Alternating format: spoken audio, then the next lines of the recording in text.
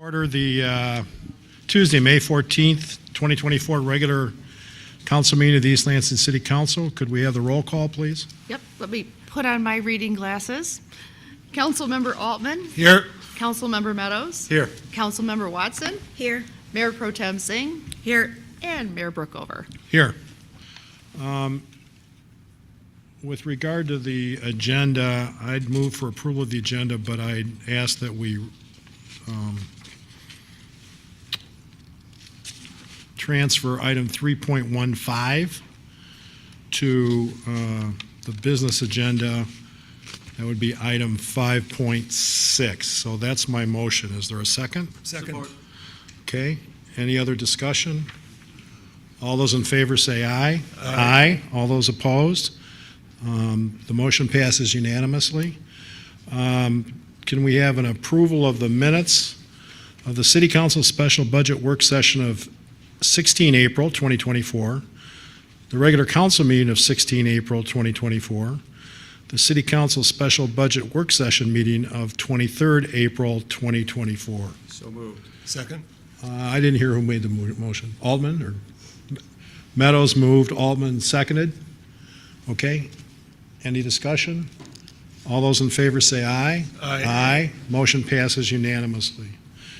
Item number 2.1, all written communications received by council are posted on the online agenda packet. I see one slip from the audience. Mr. Sardar.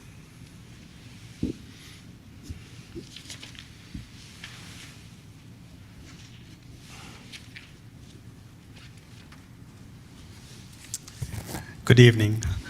I stand before you here again for the 5th month in a row to implore you to adopt a ceasefire resolution in Gaza. I'm sorry if I come across redundant, but death and suffering cannot be ignored, and at least I cannot stand the countless, and there are countless others who came here similar to me asking for a ceasefire resolution, and they've been writing to you over the past few months. Councilmember Dana Watson had championed the ceasefire resolution, and at least 2 other council members had shown interest in passing one. This is why I keep coming back here and asking for it again and again. College campuses across the nation are erupting in protests. They're doing so because elected officials are not listening to their constituents. While some might feel uncomfortable about these protests, many others appreciate them, and we call them good trouble, as this is what brings about change. Among the college students is one of our own, Maria Del Grosso, an East Lansing High School graduate attending Barnett College. She was detained as part of the campus protests. I ask that you be inspired by her and countless other young students who are asking for a ceasefire in Gaza and asking for divestment from the wars that are from Israel from committing all these crimes. Thank you very much. Thank you for your input, and you are not redundant. Anybody else from the audience? Okay, moving ahead. Communications from the mayor and council members. Someone in the queue. Oh, I'm sorry. Go ahead, please. Caller with the last name Martinez, you're welcome to speak with council.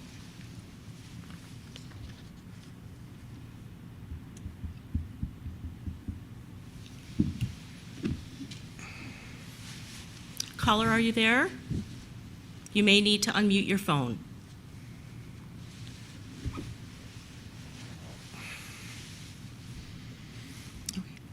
Okay, moving ahead. Communications from the mayor and council members. Mayor Pro Tem, do you have anything for us tonight? Not tonight, sir. Ms. Watson, anything for us tonight? Sure. On the consent agenda today, you'll see that there is a resolution to bring Sexual Assault Awareness Month, which is April.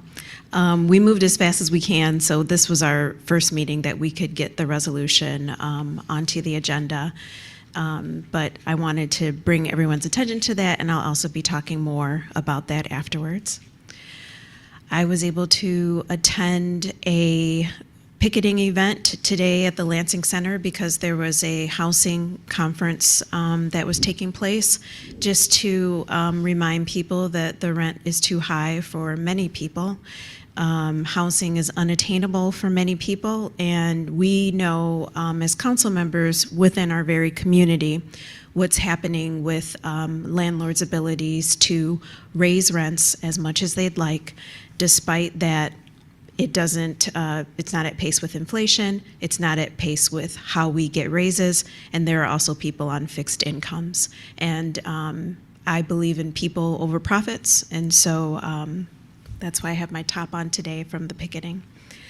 And the final thing I'll say is the Art Festival is this weekend. I hope to see you all there. It's on Saturday as well as on Sunday. And there's also a coffee and conversation on Sunday with the Human Rights Commission at Mocha Coffee, another great place to have coffee at and talk about the topic that they have, which is disability rights. So hope the weather is great and hope to see you all out and about this weekend. Thank you. Councilmember Meadows? Well, I'll echo that. I hope to see everybody at the art fair this weekend. And the only other thing I have is happy 29th birthday, Pam Meadows. Dr. Altman? Thank you, Mayor. I want to read one of the communications that we got in our written communications this past week, because I think it raises some broader issues, and it's also short. It says, I am an elderly citizen who's concerned about the information being circulated saying that East Lansing seniors are not allowed to have home health care without penalties from the city. And then the question is this true? And I believe the context here is a discussion that's happening in the community about conditions that require a rental license, living situations that require a rental license. So what the writer asks about, is this true, is in fact false, which is what I wrote back with some details. Thinking about it since then, I realized that there are actually 4 different options under our code in which someone could have home health care, live in their home with them. And they depend a little bit on the details and the situations, but I wanted to sort of go through them. One is you can have a medically prescribed caregiver living with you in your home. You can have a domestic servant or housekeeper living with you in your home, which may speak to a different set of issues that you might need help with.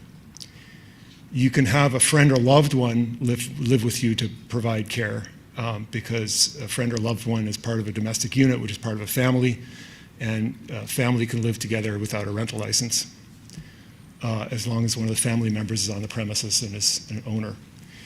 And then if you're alone living in your house, then you can have another unrelated person of any relationship live with you, because 2 unrelated people constitute a family under our code, and a family can live together without a rental license. So a couple of thoughts about sort of this episode. One is that there is some disinformation going around from the sound of it. So I would encourage people to be on the lookout, and I would be interested in hearing more about these sorts of contacts if you have them, if you're comfortable writing into the city council account as this person did, or calling one of us. Independently of this bad information that's going around, I think we have a chance right now to help people understand an important part of our code, which is the housing code. Of course, in East Lansing, people can have a caregiver live with them so that they can age in place. But we can help them understand the details of how that works under our code. Our rental regulations have been on the books for a generation now, and they've been highly effective, and they're kind of invisible because they just sort of work, and they don't interfere with people's lives. When a policy's been on the books for a long time, one of the things that happens is people forget, A, why it was there in the first place, what problem it solved initially. And they also forget the details because it just sort of works in the background.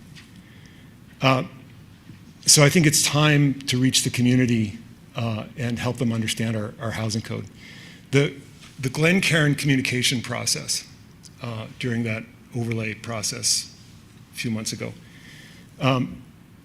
that was really successful. The way the city leapt into action and held informational sessions and developed new materials and sent them out to people, that was highly successful, and it answered a lot of questions in context of that process. But what I'm envisioning is that we scale this up to the whole city at this point, and reach people in their homes, people who might not know that they have an issue, and suddenly their lives change and they have to decide whether they can age in place, and they need to know how that's possible under the code.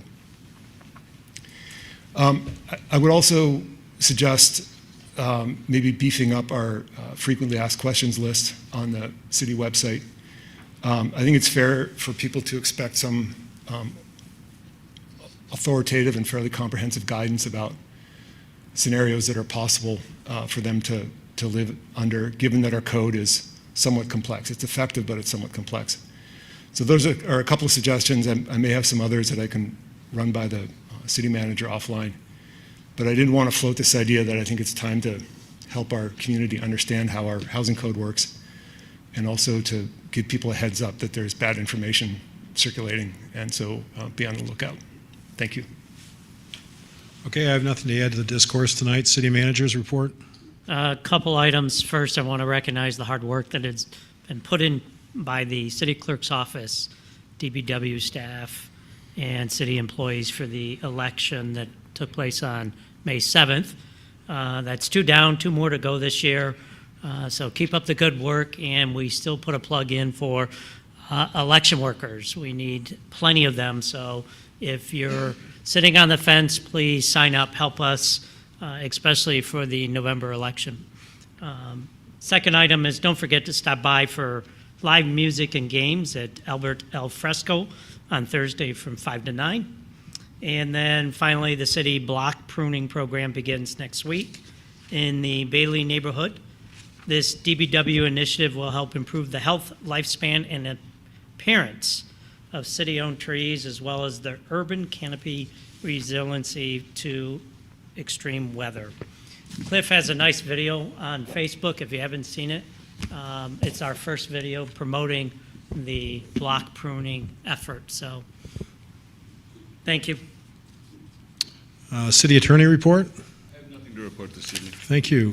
Consent agenda. Do we have a motion? Well, Mr. City Manager, you want to read the consent agenda items for us, please? I'll move right into motion. So 3.1, approve the following appointments or reappointments to boards and commissions. So appoint Noah Vander Galien to the Transportation Commission for a full term ending December 31st, 2026, and appoint Melanie Gorag to the Downtown Management Board for a partial term ending December 31st, 2026. 3.2 is approve a resolution acknowledging Sexual Assault Awareness Month in the city of East Lansing. 3.3 is approve a use of public right-of-way request for the Downtown Management Board district businesses to allow retail sidewalk sales from July 18th, 2024 through July 21st, 2024. 3.4 is approve postponing a scheduled public hearing date at the applicant's request from May 14, 2024 until June 18, 2024 to consider an appeal of a planning commission denial of a request to remove a total of 27 trees from the property at 120 West Saginaw Street. The request is from Larry Viles on behalf of George F. Ide Family LLC. 3.5 is approve postponing a scheduled public hearing date at the applicant's request from May 14th, 2024 to June 18th, 2024 to consider Ordinance 1527, an application from George F. Ide Family LLC and Leo Brown Group LLC to rezone a 2.29 acre vacant parcel immediately north of and to be combined with 3512 Coolidge Road from A, DeWitt Township Agricultural, to B1 General Office Business Districts. 3.6 is set a public hearing date of June 18th to consider Ordinance 1529, a proposed conditional rezoning of 730 Grove Street to use exclusively as a Class B multifamily dwelling bed and breakfast. 3.7 is set a public hearing date of June 18th, 2024, of a request to demolish a convenience store, gas pumps, and car wash at 100 East Saginaw Road and reconstruct a new convenience store and gas pumps. 3.8 is approve a conditional Class 3 rental license for an occupancy of up to 2 unrelated persons or a family at 3966 Stirrup Street. The owners of record and applicant are Suri Vashimi Poloju and Parisha Bush. 3.9 is approve a conditional Class 3 rental license for an occupancy of up to 2 unrelated persons or a family at 3303 Wharton Street. The owner of record and applicant is Austin Barr of Birmingham, Michigan. 3.10, approve a conditional Class 3 rental license for an occupancy of up to 2 unrelated persons or a family at 288 West Saginaw, Unit 104. The owner of record and applicant is Julie Vanderleen, Hazlet, Michigan. 3.11, approve a contract with Align Planning LLC for $54,200 for consulting services related to the 2024 Comprehensive Plan update and authorize the city manager to sign.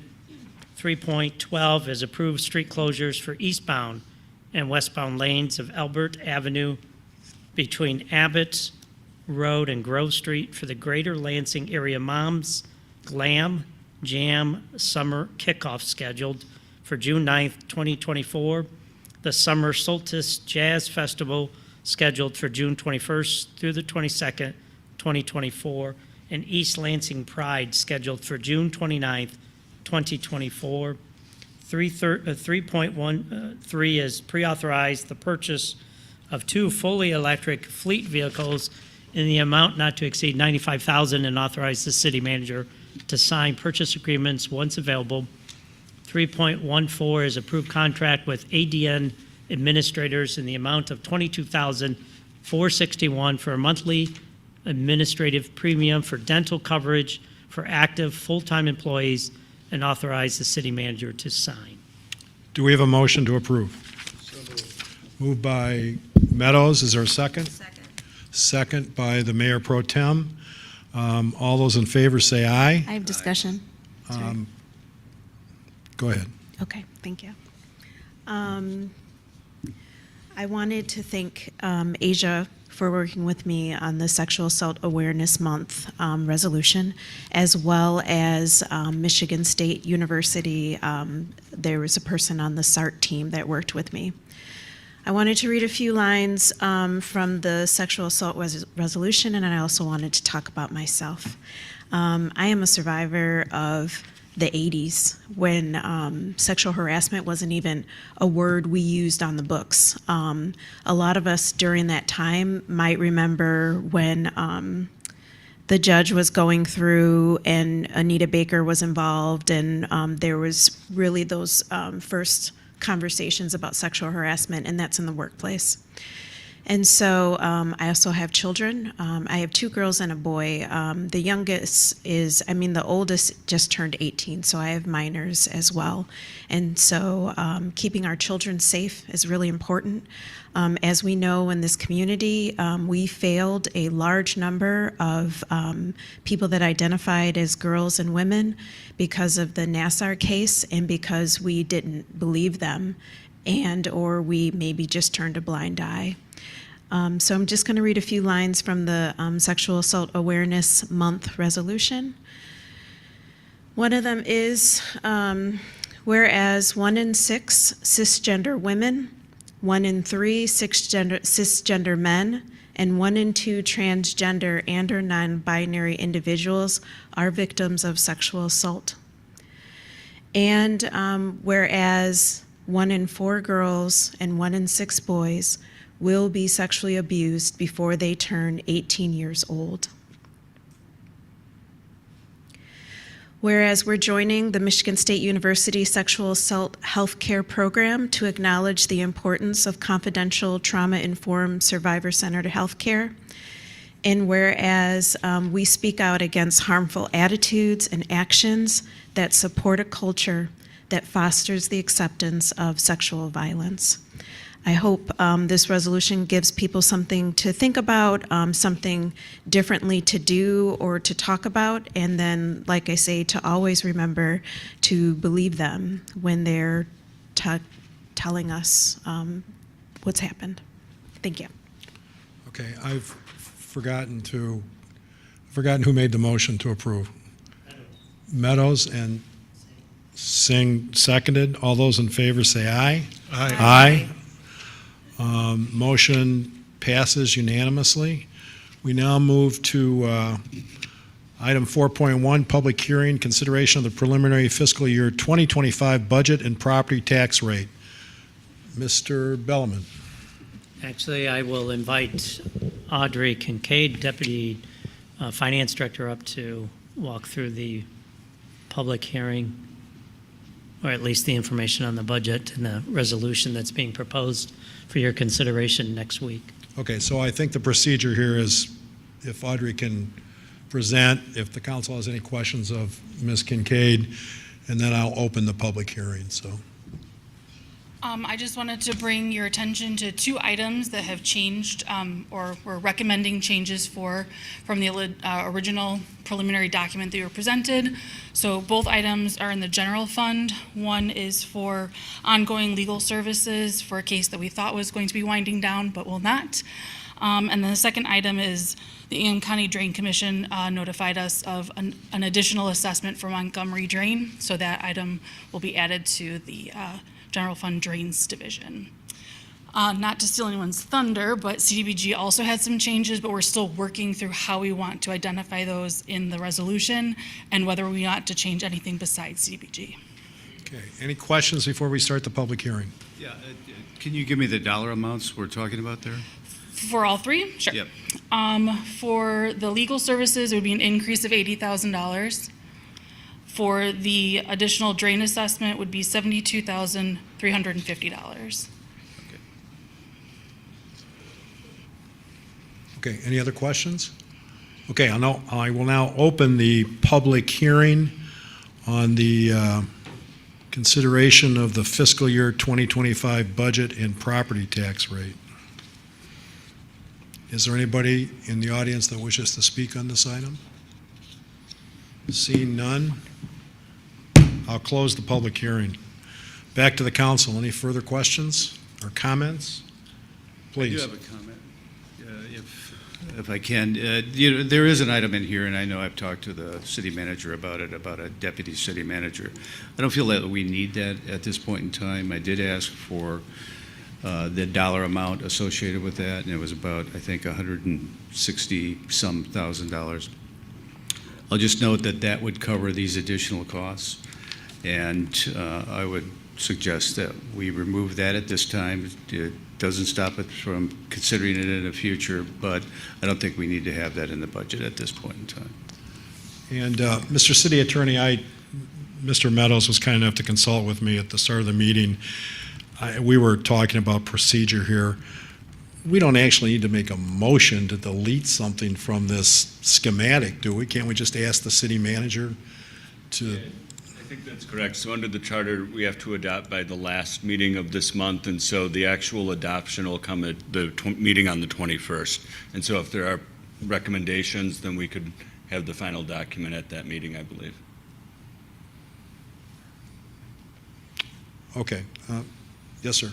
So if I can, I think the intent was for motions to make sure the entire body supported what was being asked to be deleted before the 21st meeting so that we can incorporate those changes.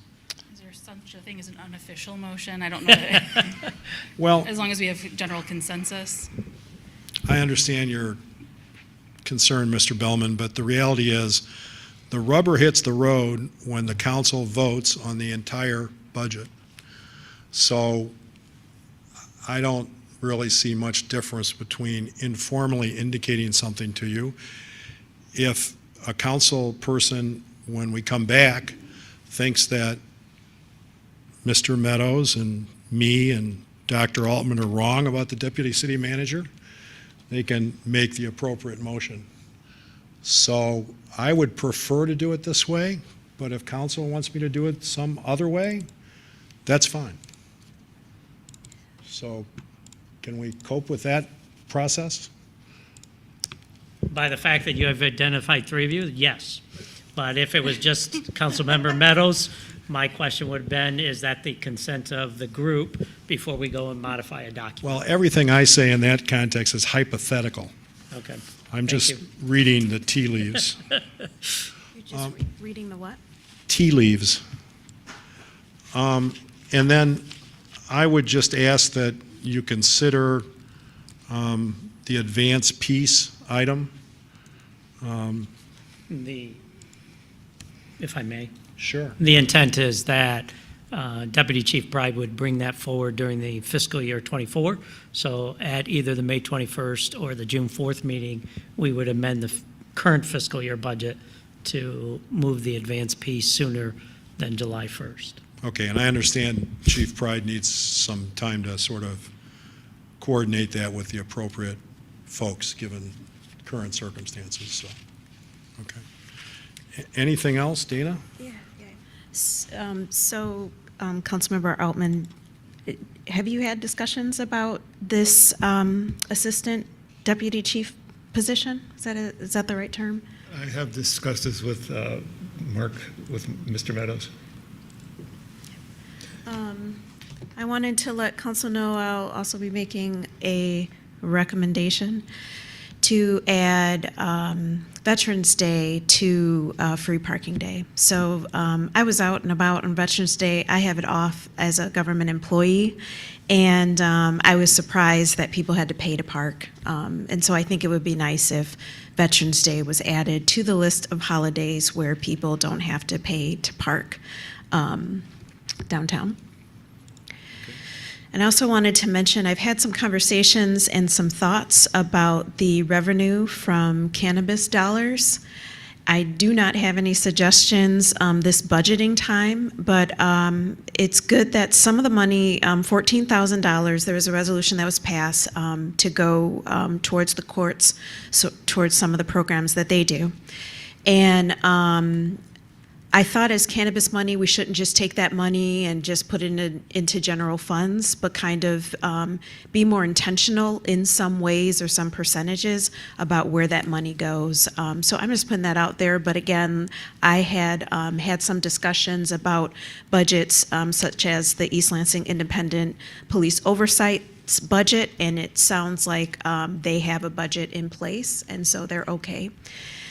The other two things I wanted to mention is, in the future, I don't think that when there are increases to line items in the back of the book by a certain amount, we should know why that's happening. Because then it comes off like it's just a slide in the back of the book. Suddenly, if you're not combing through it, like suddenly something was never charged before and now it's charged. And I think we owe an explanation to the community when that happens, and we need to understand why that's happening too as well. So just putting that out there for next time.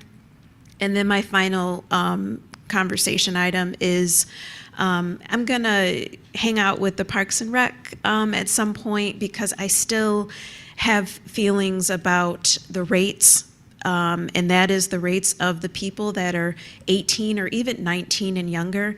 I think if a person is not living by themselves, and if their parents are still funding their experience, for example, at Hannah, that we should have some rationale behind how much really who it ends up being paying is the parent, how much they have to pay if they have a 3-year-old versus a 13-year-old versus a 19-year-old. So just putting those points out there now, since we have time for conversation. Thank you. All right, so I'm trying to figure out your second point on the back of the book.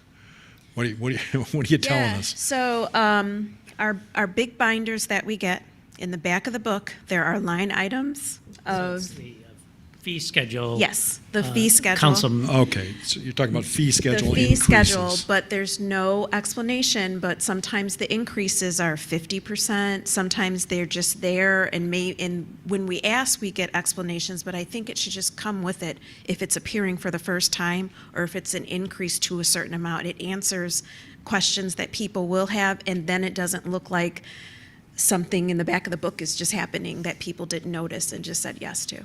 Okay.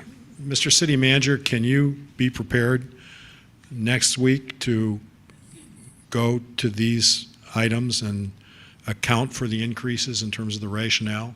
I realize some of that may have already occurred, but I tend to agree with Ms. Watson. If there's something that's not precisely clear in terms of the public, there's no reason why we can't get into this now. Is that something you can do for next week? yeah, we can ask the department heads making the recommendations for the fee increase to provide an explanation as to why that fee is being recommended to be increased. Yeah, and I think that can be in writing. I don't think that needs to be a presentation, and then people That's can correct. ask questions if they want. So does that satisfy you, Ms. Watson? Thank you. Can I Okay. get some parameters on that? Like a certain dollar threshold or a certain percentage, either or, both? 40% Okay. or higher, yep. Thank you. Okay, And new, right? Exactly, the red ones, yep.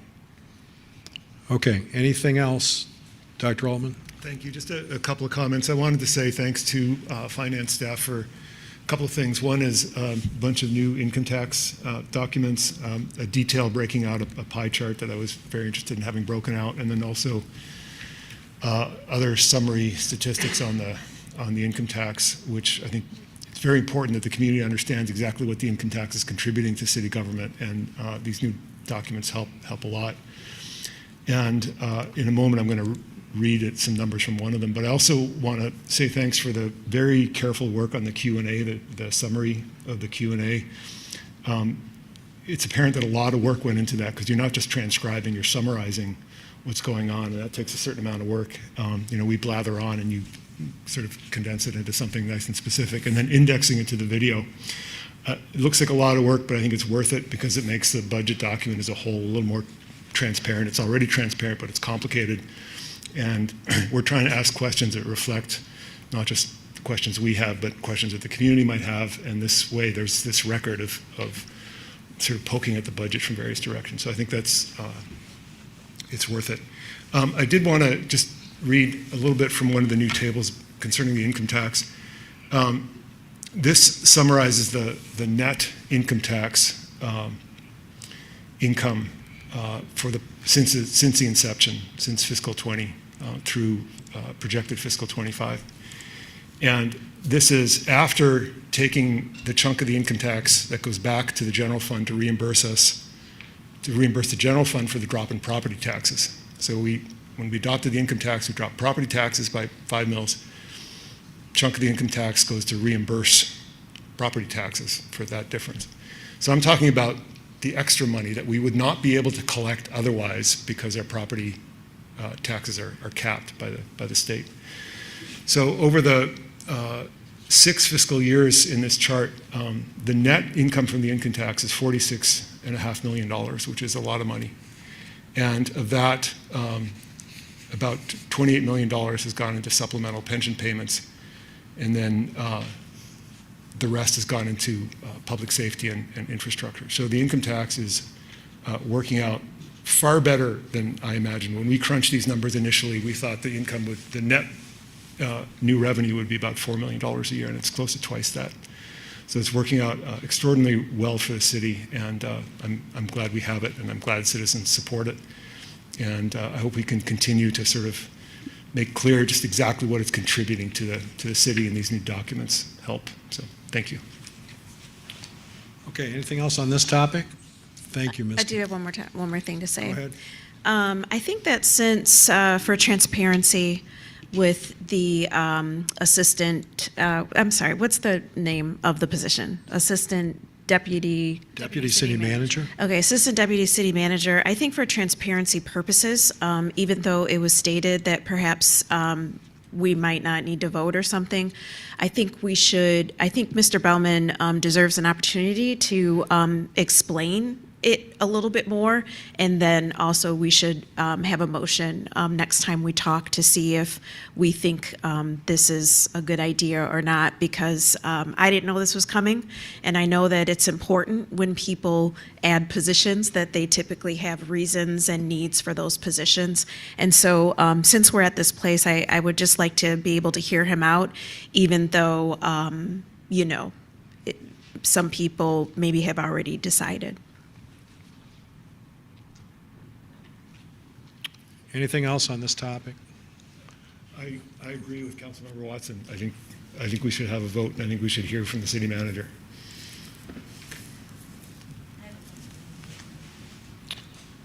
Okay, I move that we delete the deputy city manager line item from the budget that's being proposed. Second. Okay, moved and seconded. Discussion. Mr. Bellman, would you like to talk to us about that, please? So this position was placed in the budget for two reasons.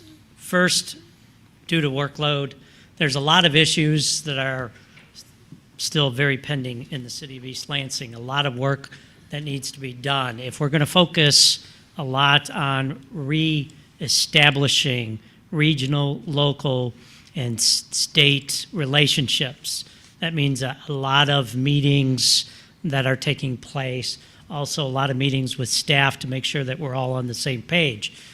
That consumes a great deal of my time. And so there's numerous other important items that need to be addressed. And so workload was one. Secondly was succession planning. And I think the city experienced that 8 months ago, 12 months ago with the departure of George Lahannis and the need to appoint an interim back in. If you had a deputy city manager, that person would continue the operations, continue the goals and efforts, and they would know staff. And I think that in itself provides benefits beyond the dollar amount identified. So those are my two reasons. Thank you. Okay, I move to table my motion until next week. Do I have a seconder? Second. Well, I think the second of the original motion has to go along with that. I'm ready to vote, so I'm reluctant to put it off for a week. But this way, if we do take the vote tonight, it seems as though the staff can adjust the budget accordingly, and maybe that is a good idea. So are you? I'm not going to second your motion to table. Okay, any further discussion on the main motion? Yes, I do have some comments. I appreciate what Mr. Bellman is saying, but particularly with regard to succession planning, that's the council that will decide who is going to be an interim city manager if one is necessary, and who will take the place of a city manager that leaves. So the deputy city manager is not succession planning. That's something that the council has to deal with. And I'll just add that I think there are a number of senior department heads here who could step into the role if necessary. As far as workload goes, all I can say is that George Lahannis didn't have a deputy city manager. Ted Staten, after I think one point during that time frame, didn't have a deputy city manager, and managed to handle the workload, which I think has remained about the same going forward. So while I appreciate the thought that Mr. Bellman has put into this, I don't think either of those reasons is a good reason to establish this particular position. Okay, any other discussion on this motion? Yes, ma'am. So I would just add that a couple of thoughts. One is, recognizing the transition and the city staff has been through over the last, we'll say, year since I believe you've come on. Our city manager joined us maybe 8 or 9 months ago. And I think a consideration of adding FTEs in any department, there's actually a process you can embark upon, which, maybe our HR director has already thought through in terms of not only, doing a deep evaluation of job descriptions by department, by team, skill evaluation, looking at professional development opportunities. Sometimes you redeploy people depending on the evolution of skills and where jobs and occupations are tactically implemented. So there's a whole process, I think, that we should be very intentional before adding FTEs in general. I would also say, like from my position, I think that year point from that city manager being hired, looking at his first year evaluation, looking at where our current workforce and teams are delivering per their performance metrics and our strategic plan, then looking forward to that job description for the city manager would be a direction I would support later this year. Okay, Mr. Bellman, what's the actual cost of that position with all attendant expenses? The amount was $165,280. Okay, is that salary and benefits? That is correct. Okay, and that's for 1 year. That is correct.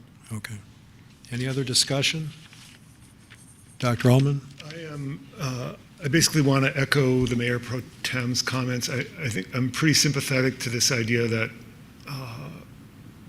sort of regional connections are really important, and that we may want to put more effort into that than we have in the past, and that might take an additional position of some sort. I have two concerns. One is that I would like to think about this a little bit more before we move ahead with it. And maybe I should have spotted it in the budget earlier and asked these questions earlier, but I didn't, and so here we are.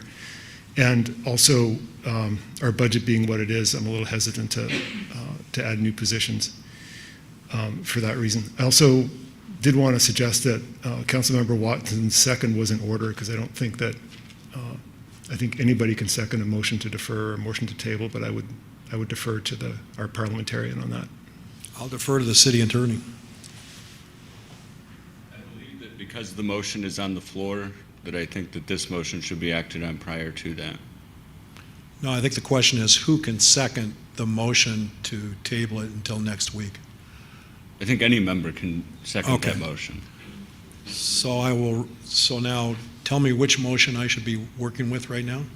So we had the first motion, which was to delete that line item. Is that correct? Correct. It was motion and seconded. Then there was the motion to table, so I think that should be voted on first. The motion to table? Correct. Okay. Let's do a roll call. So it's moved by me, seconded by Watson to table this matter until next week. Can we have a roll call vote, please? Councilmember Altman? Yes. Councilmember Meadows? No. Councilmember Watson? Yes. Mayor Pro Tem Singh? Yes. Mayor Burkover? Yes. So it is tabled until next week. Okay. Item 4.2, consideration of the city, thank you, Dr. Altman, for correcting my ignorance. Consideration of the City of East Lansing Community Development Block Grant CDBG fiscal year 2025 budget. Again, we'll follow the same procedure if it's acceptable to council, staff presentation, any questions for staff, and then we'll open the public hearing. Good evening, Council. Matt Apostle, Community and Economic Development Specialist here with the City of East Lansing. I spoke with Council at the budget work session about the CDBG budget.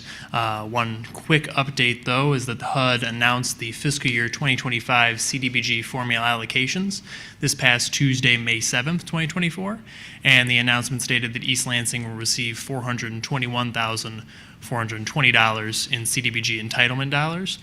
This is a $40,985 decrease compared to the fiscal year 2024 allocation received by the City of East Lansing, which is what the CD Advisory Committee budgeted using. With that in mind, per the CD Advisory Committee's request, staff have updated their recommended funding level for each proposed subrecipient proportionally, and all of that, including the full updated letter, recommendation letter from the CD Advisory Committee, is included in the agenda item report happy to answer any questions you may have. At the new reduced figure, correct? Yes. All right. Questions for staff? Any? Okay, I declare the public hearing open on the consideration of the City of East Lansing's Community Development Block Grant CDBG fiscal year 2025 budget. Is there anybody in the public that wishes to speak on this? Judge? Good evening. It's strange to be on this side, but it's good to be back. My name is Lisa Babcock, and I am a judge of the 54B District Court. And we had made a request for CBDG funds to have attorneys available to represent people who were, by definition, indigent and facing eviction. We have put a lot of effort into finding someone to fill this role, and as of today, we have not succeeded. So rather than let this money be squandered, I would much, much rather have the $4,555 that would go to the court go to Haven House and the other very, very valuable organizations. We will work throughout the year to collect information and to find someone to provide the representation. So we will be back next year, but I do not want to squander this. As a side note, I had someone earmarked for this position, a retired attorney who I know loves a good court fight, and then he got elected to city council. So, yes, you. But Mr. Meadows is no longer available, so we're going to have to keep looking. But thank you again. Also, thank you to the members of the CBDG Community Board and all the work they did, and as always, Mr. Apostle. Thank you. Thank you. Anybody else wishes to speak during the public hearing? Yes. Hi, I'm Rebecca Kaysen. I am an East Lansing resident, but I'm here under my other hat as the Executive Director of the Women's Center of Greater Lansing. I really want to thank the committee who recognized what's going on at the Women's Center, particularly in relation to East Lansing. And I can give you guys stories. I gave them stories. We have a huge increase in East Lansing residents, and I think it's maybe because we have more community awareness. But I know that people think, is domestic violence a problem in East Lansing? The first answer is absolutely yes, it is. Second is, well, don't people in East Lansing have enough money to get their own therapists? No. Twofold issue here. One, if you are separated, you may not have an income if you were a stay-at-home parent or something like that. Additionally, you may have great health insurance, but your abuser is the primary holder of that insurance because they were, through their job. So now they're getting your EOBs. So you can't go get therapy. You can't create safety plans. You can't do all of the things that we're telling people to do every day because you don't have someone to work with you. So we have an amazing social worker who is joining us June 1st, and these funds will go for her to specifically work with East Lansing women who are currently in or recently have left a domestic violence situation and are not able to use private insurance for one reason or another. So I just wanted to thank you, and I'm here if there's any questions. Thank you. Okay, anybody else want to speak during the public hearing? I therefore declare the public hearing closed. Back to the council, I have a question for staff. So it won't be the first time that a judge has changed my life, but I have a couple of questions. So did the committee have a fallback position in terms of allocation of these dollars if somebody in effect withdrew? There's no determination of that? No clear determination. I would fall back on the determination that they gave if we got an increase or a decrease in our entitlement amount, which was just kind of spread it around proportionally. Okay, well, that's where I was going. So I guess what I would suggest, just me talking, but that the decrease in the amount to the court be spread pro rata to the other CDBG public services. But I think you're going to have to come back for us to vote on this anyway. So are there other questions for staff? Anything else? Dr. Altman? Couldn't we just move to vote on this with exactly that amendment, with the understanding that the the court's 54, the allocation to 54B district court would just be spread around pro rata to the other. Yes, we can, but I'm personally not in favor of doing that because I want to see what the allocation is. That's just me, but if somebody wants to make a motion, that's fine. Yes, the answer to your question is yes, you can make a motion. So then I will move approval of the budget, subject to taking the $4,555 that were allocated to 54B District Court and allocating them pro rata to the other recipients. Second. Okay, would you consider a friendly amendment that the other recipients, the definition of other recipients is CDBG public services? Because we have a couple different categories here. Do you understand what I'm saying? I'm going to loosely categorize those as the social services. So what you're suggesting is that it be limited to the items under CDBG public services and excluding CDBG public facilities, improvements in housing, and planning and administration. Precisely. That's fine I'm good me. with that. It's acceptable to me. Okay, and who seconded? I can't remember. And it's okay with me too. All right, so that's the motion. Any further discussion on the motion? Yeah. Ms. Watson? How long does the organizations have to spend the money? For public service agencies, the funds must be spent within July 1, 2024 and June 30th, 2025. Okay. And I'm just looking at the budget recommendation and the requested budget again, and I know that we talked about this before, but I don't even know what the percentage is. It's more than double the requests from agencies. And so I don't know if the direction should be to fund out of general funds more money to CDBG, or to, if anything, let people know that they should maybe bid lower. They should bid up to a certain amount, because the CDBG Advisory Council ends up spending a lot of time trying to figure out how to divvy out the money, because there's this tiny pot, but then there's organizations that ask for large amounts. And so I'm just throwing that idea out there to just try to align it with how much dollars are typically given. And typically I've seen, like, that's the amounts of money, like around 10 grand, $5 grand.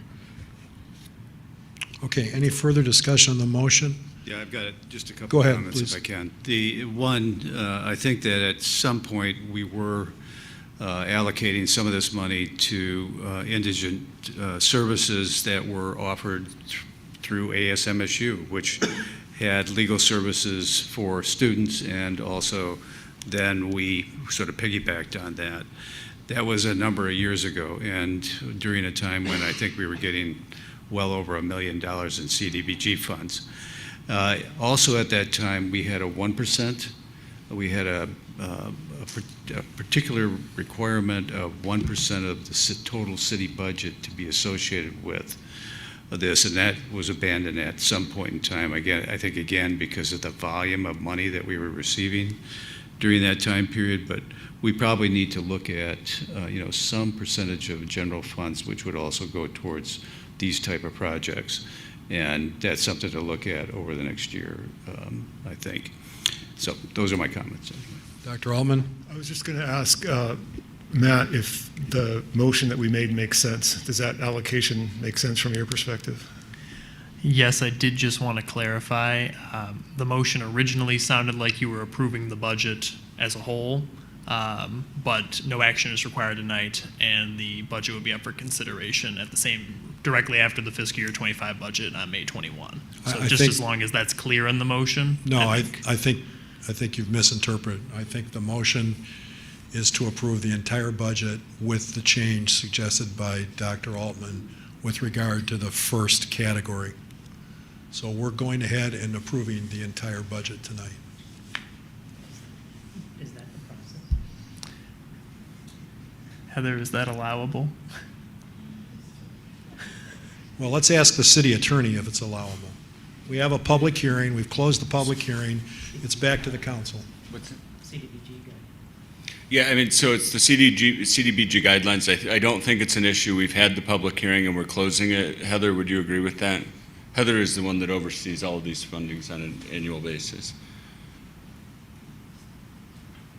In past years, we've always approved it following the approval of the city's budget. So we always schedule it immediately following the approval after the city's budget. It was my understanding that's the process we had to follow. We can check into that for future years. I just want to make sure that, I guess if there was action taken tonight and we find out that actually it has to wait until after the city's budget is, then we would have to take action at that May 21st meeting to unapprove CDBG, approve the city's budget, and then approve the CDBG No, funding. I think the terminology that I would use is if we go ahead with this motion tonight and you find out that there's something that needs to be done after we approve the major budget, then we can simply ratify this motion and approve it at that time. Or we can just reconsider it. Correct. Because we have it in that next meeting. But I think the way that this is on the agenda, we can take action with regard to this budget. It would just mean that the total CDBG budget will be included in the total budget, which we will vote on the 21st. We've approved this value. So I really don't see an issue with it. But I tend to agree. All right, so we've heard all the answers to the question. So could we have a roll call vote on the main motion, please? And Matt, just so you understand, you now understand the motion, correct? Yes, I do. I'm not trying to dish you. I just want to make sure you're clear. Yep. Okay. Councilmember Altman? Yes. Councilmember Meadows? yes. Councilmember Watson? Yes. Mayor Pro Tem Singh? Yes. Mayor Brookover? Yes. Okay, moving ahead to item 4.3, consideration of ordinance 1530, which would amend the zoning ordinance to make changes to items related to electricity. Specifically, the proposed amendments would clarify requirements for electric display signs, set measurement and fixture standards for outdoor lighting, facilitate solar power generation in East Lansing, and clarify requirements for electric vehicle chargers. Staff? Yes. Questions for staff? And then again, I intend to follow the same procedure, which I was open a public hearing after we've exhausted our questions to staff. Sir. Thank you, Mayor, that you covered the basics. We called it the ordinance for all things electric, and essentially this ordinance is intended to facilitate solar energy production in the city of East Lansing by relaxing the requirements on solar panels and also removing a threshold of 15 kilowatts for a system size that would essentially would categorize the solar energy system as a utility scale, which has significant requirements. So in addition to facilitating solar, we have some sections of the ordinance that needed clarification, specifically around outdoor lighting and electronic display signs. Outdoor lighting is intended to set minimum and maximum levels, particularly maximum levels on commercial properties especially, clarify the requirements for interior lights that act like exterior lights, and then for electronic display signs, the intent is to clarify minimum maximum levels, including requiring a sensor on the sign to match its levels to ambient light at nighttime.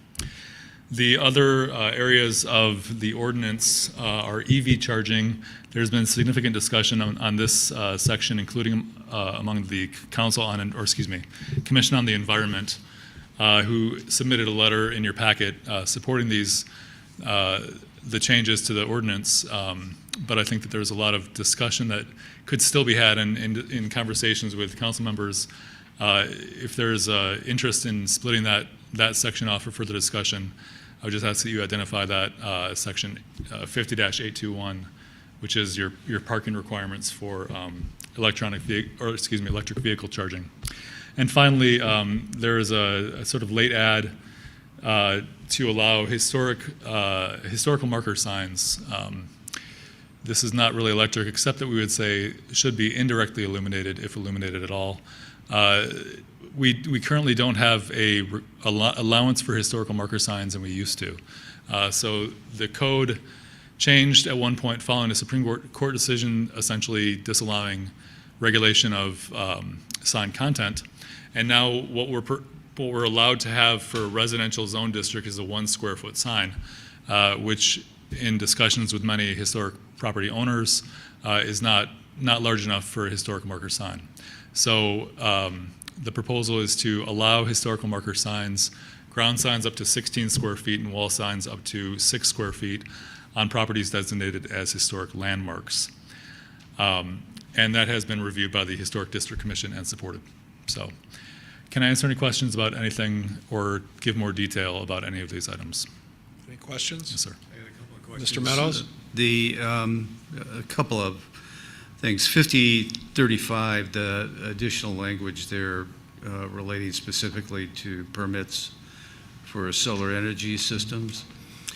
I'm just unclear on what value there is to knowing the property owner's usage over the last 12 months of electricity. Mm-hmm. I mean, why would we turn down a permit because we think they're using too much electricity or not enough? The request for information is to establish a baseline, essentially. The utilities do have a cap on essentially how much power on a specific site that you're producing.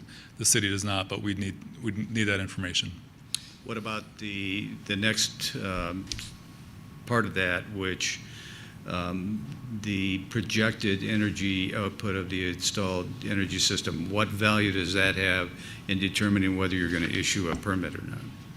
It wouldn't have a difference, again, for the city. It would for the utilities, and so we're looking for that information just to make sure that we have a full picture of what's proposed.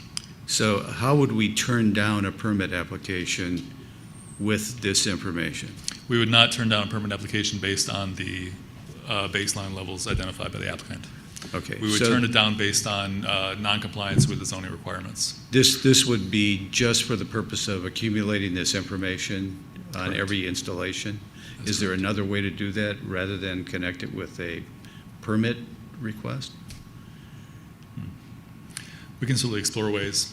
We felt like when we put that requirement in, it made sense because that's generally easily accessible information for the site and the site owner. We can certainly look at other ways. Okay. And then, my next question is 5156, which just a question regarding the initial, where we say personal scale solar energy systems shall be permitted in all zoning districts. I don't have any problem with that, other than I live in a condominium association, which has its own rules and regulations regarding the installation of things like solar energy. Was there any discussion about identifying those type of areas? Because we say of this subject to approval in section 50-35 of this chapter, which was the permit, and the standards of the zoning district where they are being installed. Yes. There would be standards, even though that's an R1 district, there would be standards that are in addition to those standards. Was there any discussion of that? Condo associations requirements would not be contemplated under this change. That would be essentially irrelevant to the zoning ordinance, as with other requirements. Okay. Those are my two questions. Yeah. Thank you.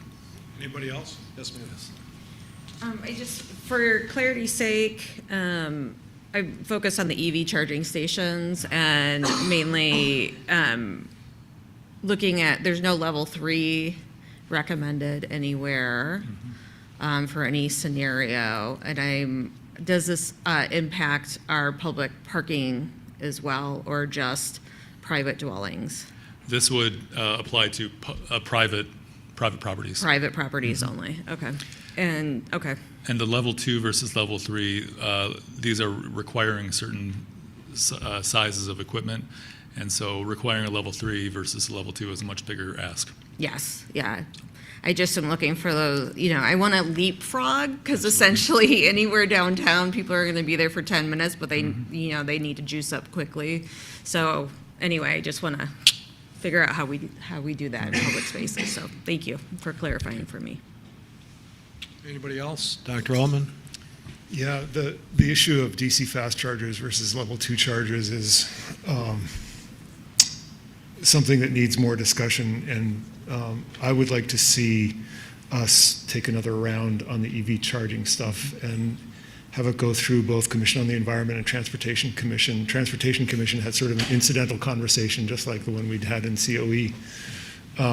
And to the Mayor Pro Tem's point, the way it's currently proposed, you could have a big development with 300 spaces, parking spaces, for example, that would have a whole bunch of level 2 chargers.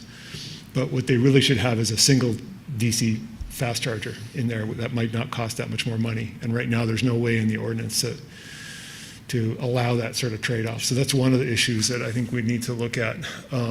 But also to see what other jurisdictions are doing in terms of proportion of parking spaces that have to be either EV ready or level 2 chargers. The world has changed, and I think there's a lot of new developments out there that we should try to track and fold into this. So if and when we vote on this, I would like to, however we end up doing it, move that we remove that section from the ordinance. Is that a simple motion? Okay, thank you. Okay, anything else? Dina? Did you say there's a letter in here from the Commission on the Environment? I'm Yes. sorry, I might be mixed up their name. Yes, there is, and it ended up all the way at the end of this item. So let's see. It must be page 832 of your packet. Does anyone know what page it is in the agenda item report, which is 81 pages? That's page 80. Page 8, what? 80. Okay, thanks.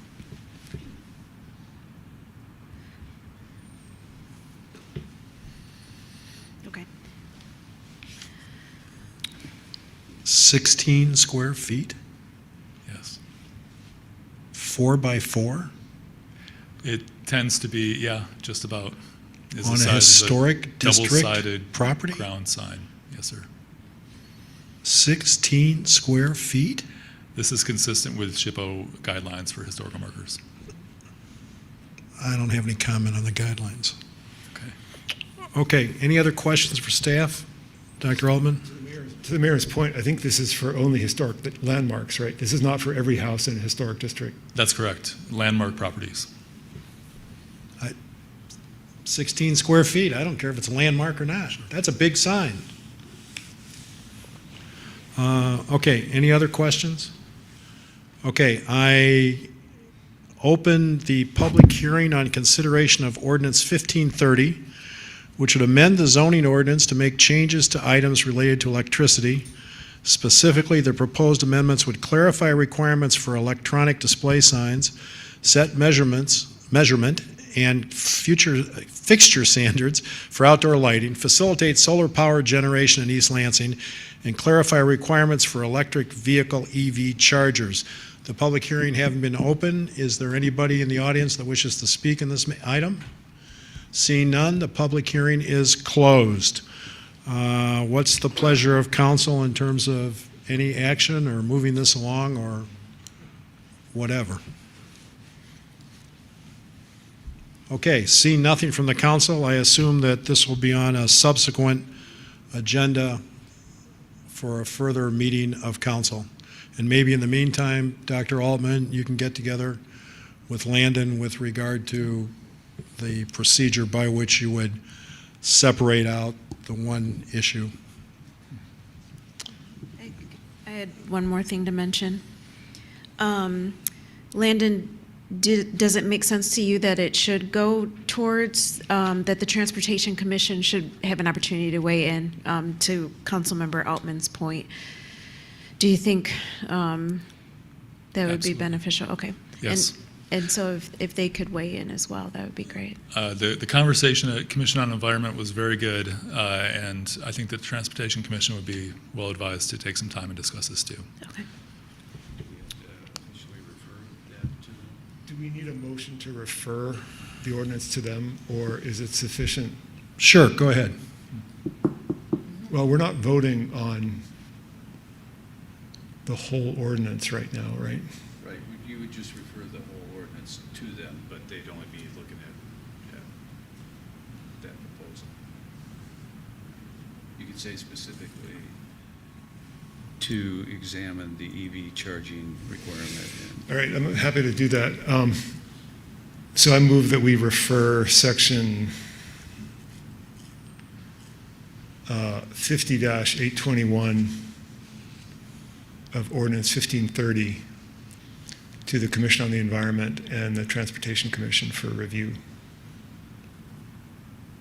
Is there a second? I second it. Any discussion? All those in favor say aye. Aye. All those opposed, motion passes unanimously. We move on to the business agenda. Item 5.1, consideration of approval of the speaker engagement agreement and unconscious bias training with Verna Myers, Dr. Verna Myers, in the amount of $60,000, and authorize the city manager to sign.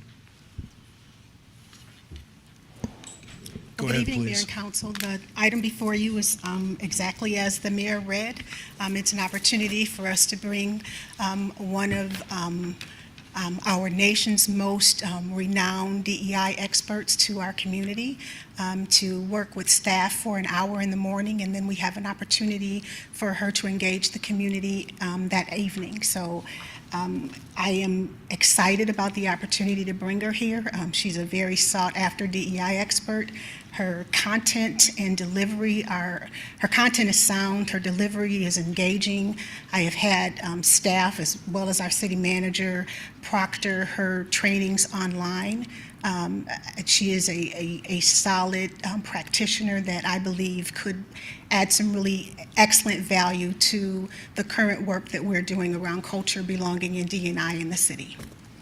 Did I miss something? That this subject says it's consideration of approval of the speaker engagement agreement. Is there a speaker engagement agreement attached? It should be. It may not. All I have as attachments are Verna Myers' long bio and a one-sheet Verna Myers, but I could have missed something. It's not attached. You're right, and that's an oversight. I did think it was attached to the agenda. Okay, so I therefore assume the city manager hasn't, or the city attorney hasn't had a chance to review that? He has had an Oh, okay. opportunity to review it. All right, questions for staff?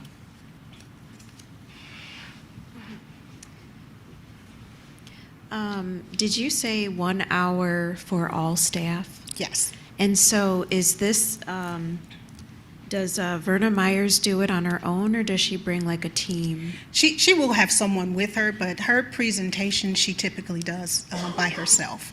And there, if you do happen to read her long bio or her vita, there's an opportunity for you to be able to go and look at her TED Talk that is renowned and see that she is quite capable of delivering the D&I content to a staff of our size. She's done it all over the globe.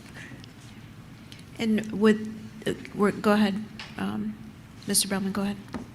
Were you going to say something? Go ahead, please. So just to put in context, so initially, Ms. Hardy and I have been meeting with all the city employees with the intent of trying to do this training virtually.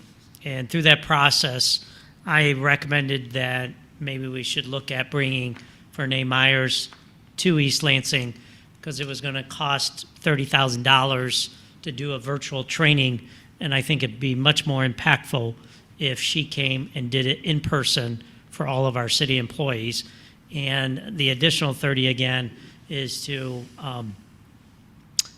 allow us an opportunity to also have Ms. Myers do her session for community partners and our residents. And then with that is the opportunity, in partnership with the East Lansing Public Library, who are willing to purchase books of Verna Myers and to do a book club prior to her arrival so that the training would be, again, that much more impactful to our employees, our community, and our community partners. So I just wanted to add some of that additional background to this conversation. And do you recommend this? I to do. us? Okay.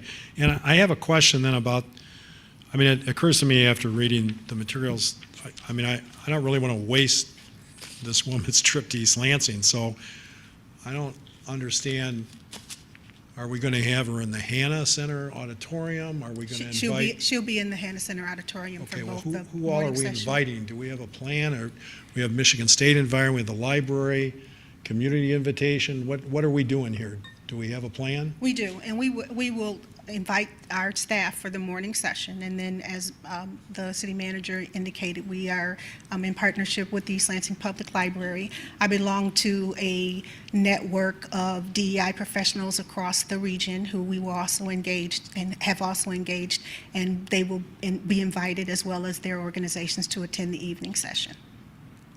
Okay, well, I'm talking about, since the city's paying for this, I'm talking about the city of East Lansing and its residents. So do we have a methodology for inviting our residents like we did for various speakers? We certainly will work with our communications team to get the word out to our residents and find ways to engage them through social media, through direct invitation to them, and through our boards and commissions. Okay, and Mr. Chubb, you've reviewed this speaker engagement agreement, Yes, I have. and you're satisfied with it? Yes, I did approve it. Okay, any other questions? Dr. Altman? Did we look at getting unconscious bias training from the state or MSU or other sources? We did, and I've had a conversation with a couple members of the council with regard to the availability and the content of those trainings. So yes, we have. But if I may add to that. Please. I also, in conversation with Mayor Pro Tem, is that it's not just for Renee doing one. We intend to do additional implicit bias training throughout the year using local assets, be it through the state, MSU, or other presenters, to continue the dialogue regarding unconscious bias, implicit bias, because it's not a one and done. Right. It will be a continuous process. This is the city manager is absolutely right. This is a part of an ongoing conversation that we're having with staff and part of the work that we're doing with staff around inclusion and equity. So you all are familiar with the fact that we've rolled out a series of lunch and learns where we've had experts come in over the lunch hour to engage staff and build capacity around equity for that way. This is just one of the tools that we're going to be, that we are considering deploying for the work that we're doing throughout the year. And we will continue to provide opportunities for staff to build capacity. And Mr. Bellman, this $60,000 comes out of this fiscal year budget? Yes. That's correct. Mr. Bellman? Yes. Okay. Any other questions? Dr. Altman? I wanted to comment. I think it's important to do the ongoing training and the ongoing conversation. That wasn't my question, though. My question was, $60,000 is a lot of money for 2 hours of a presentation. And I guess at the moment I'm not satisfied that we couldn't get that resource, get that service from other means. Okay. I'm sorry, go ahead. Okay, I'm being ignored tonight. It's fine, Mayor. You're never ignored. How could I Don't put possibly baby in ignore a you? corner. I might ignore your husband, but I'm not going to ignore you. A couple of things, and I think the city manager and our DEI director, I think the response to the last sequence helped place this training / presentation and speaking engagement in with a strategy. Yes. Because I'm going to start that tone with, staff in terms of taking what is presented, budget, and looking back at the strategies and work plans that have been presented through that document. But I think it's an important point that that this is part of, obviously, really part of a larger program of engagement, not only for the community and staff, but really the outcomes you want isn't just engagement, right, and education. So just wanted to mention that. And I think to Councilman Altman's point, I take that as a challenge. A challenge for staff, and I'm looking at Carrie, our communications director, that, when we have someone like Renee Myers join us in our community, there's a lot of not only social media content that can be created by her content, but you can really do additional outreach from that, and so it helps you kind of leverage the $60,000 investment that both from a staff capacity, but also from a community so I would challenge, I say social media like a 47-year-old, not a 74-year-old. I don't know if we have any of those on council. But anyway, I just mentioned this, that there's probably other creative ways that we can leverage this investment. No offense, sir. And I do want to clarify that we have not excluded the opportunities that are available to us throughout the region. This is something that we have an opportunity to do now. And as I said, I think it would be invaluable for our staff and for our community to be able to have an opportunity to have the leading expert in diversity in our community. I probably mentioned when I talked about her online training opportunities for staff that Renee Myers probably is the person that brought the conversation about diversity into the workplace. If you take an opportunity to really kind of read about her and learn more about her, she is not, she is a phenomenal resource for any DEI person and any practitioner in this field. She has a vast portfolio of opportunities for training for staff, and I think that it's a coup for us to bring her here. She's a highly sought-after DEI professional, and I think that us having an opportunity to bring her to the community, and particularly for our staff community, it's as I said, it's invaluable. Okay, thank you. Any other comments or questions? Mr. Meadows? Yeah, comment. Because I sort of share what Councilmember Altman mentioned, that I didn't see a game plan here. I didn't see a reason why we were bringing her here, what our expectations were. I did go and there's no question that she's a leading individual in DEI and also an engaging speaker and highly sought after. So it probably would be a coup to have her come to the city of East Lansing. But in looking at her website, it still seems to me that if we're talking about 2 hours presentation, 1 hour and 1 hour, and I look at the titles of her other presentations, which are provided virtually, which presumably she is also completely involved in and engaging with, then we're talking about exploring unconscious bias, inclusive leadership, diversity and inclusion awareness, fair and effective interviewing for diversity and inclusion, exploring unconscious bias, talking boldly the evolving role of white men in the workplace, confronting imposter syndrome, effective sponsorship across difference for sponsors, effective sponsorship across difference for proteges. All of these things seem to me to be highly valuable as we go forward in terms of presentations within our community. And the cost of these, at least there's a particular item that has a lot of this in it, still ends up being around $30,000, not $60,000. Now, tonight, I heard for the first time that the library is also involved in this, and I guess my question is, if we are having them associated with this with a book, is that what I understood said? Yes. So are we doing a one book, one community, and then bringing her in as the author? Because that's a whole different deal for me. And if she's willing to make 2 presentations during the daytime and then participate in a one book, one community, I consider this to be a valuable $60,000 that we spent. But I don't know if that's the game plan at this point in time, or what's been negotiated with her. And so those are the type of things that, I think going forward, when we get proposals like this, we need a lot more information. Not that you can't go on the internet and look at her background and biography, but I feel like we need sort of a game plan for DEI that is presented to council so we know what's going on for the rest of the year.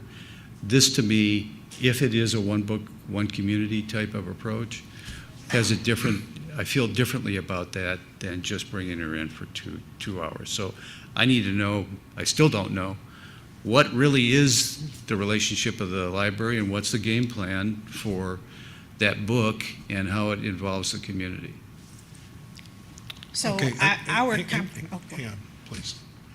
Any other questions from council?